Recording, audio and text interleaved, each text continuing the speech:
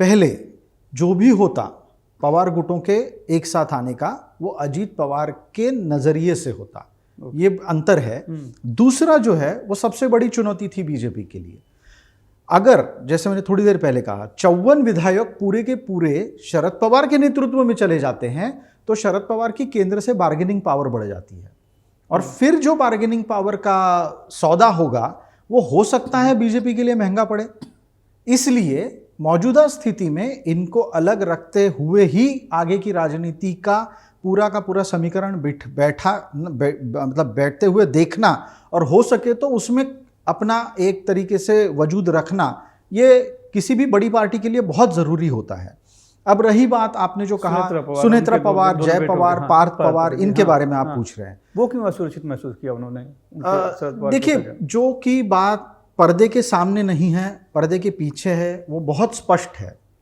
वो ये है, एक सुनेत्रा पवार और शरद पवार, सुनेत्रा पवार पद्म सिंह पाटिल, सुनेत्रा पवार सुप्रिया सुले, इनके रिश्ते बेहतर उतने नहीं हैं जितने कि हम देख रहे हैं।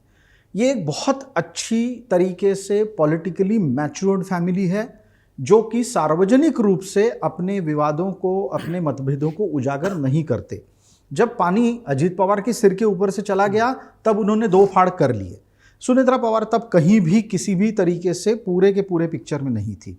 अब चूंकि उन्हें एक जिम्मेदारी दी गई है, थोपी गई, या उन्होंने वो खुद होकर स्वीकार कर ली है, उन्हें एक बयान से आपको जांचना परखना होगा। उन्होंने कहा अजीत पवार के अधूरे कई सपने हैं जिसे मुझे पूरा करना है। तो जब ये सुनेत्रा पवार कहती है तो स्वाभाविक रूप से वो अजीत पवार के निकाले गए बनाए रास्ते पे चलना तय कर रही है। कभी भी सुनेत्रा पवार ये नहीं चाहेंगी कि उसकी बॉस बतौर राष्ट्रीय अध्यक्ष सुप्रिया सुले हो।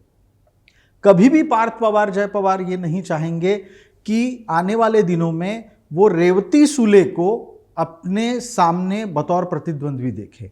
और भूतकाल में भी और वर्तमान में भी सुनेत्रा पवार और शरद पवार के रिश्ते उतने अच्छे बिल्कुल नहीं हैं। आपको याद होगा, एक ससुर, जिस महिला ने अपना मातृ घर छोड़कर, पैतृक घर छोड़कर जो आई, उसे बाहरी कहा है चुनाव के दौरान सार्वजनिक रूप से, इतना बड़ा अपमान किया है जिस बहू का, वो बहू भूलेगी इस सबको?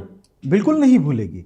और जिस समय ये बात बयान में कही तो आपने देखा होगा सुनेत्रा पवार रो दी थी, उनके आंखों में आंसू थे, क्योंकि उन्हें अपने ससुर से इस तरीके के बयान की उम्मीद नहीं थी। और यही कारण है कि सुनेत्रा पवार ने एक झटके से अपना रास्ता तय कर लिया और अब वो उस रास्ते पे निकल पड़ी।